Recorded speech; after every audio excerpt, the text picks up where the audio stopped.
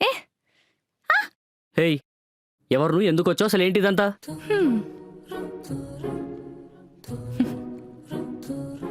Hey, ఎవరు నువ్వు అంటే నవ్వుతావు ఏంటి? నిన్నిలా కాదు అసలు. ఓ హలో గురు, తగ్గు సీత, సింగిల్ టెక్ సీత ఇక్కడ. పోన్లే పాపం పిల్లాడు ఏదో ప్రాబ్లమ్స్ లో ఉన్నాడని హెల్ప్ చేద్దామని వస్తే అబ్బో, ఎవరు అడిగారు? ఎవరు పిలిచారు? ఆయన నీ సాయం మాకు అక్కర్లేదు. ఎలా రే, ఏంట్రా ఇది? పిల్లమంటే పిచ్చిదానిలో నవ్వుతుందేంటి? చూడు, ఇప్పుడు నువ్వు నన్ను పంపించాలని అనుకున్నా సరే నన్ను ఎక్కడికి పంపించలేవు. ఇప్పుడు ఇంట్లో మన రేంజ్ ఏంటో నీకు అర్థం కావట్లేదు. ఏయ్ నిన్ను. అత్తమ్మా చెప్పమ్మా. రే రే వద్దు. హో అది సర్లే, నేను వెళ్ళిపోతా.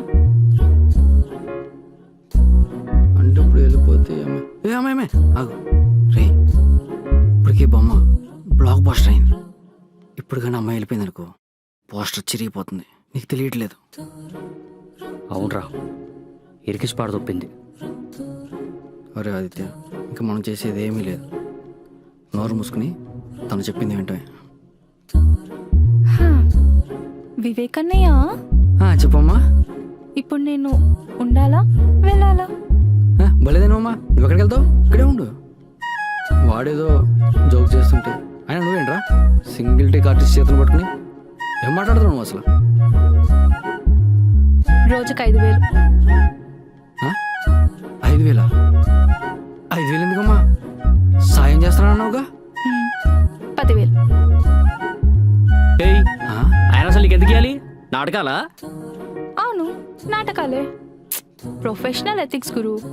అసలుకే సింగిల్ టేక్ సీత ఇక్కడ.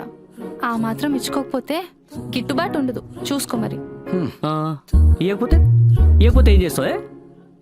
ఎవడ్రా బాబు వీడు?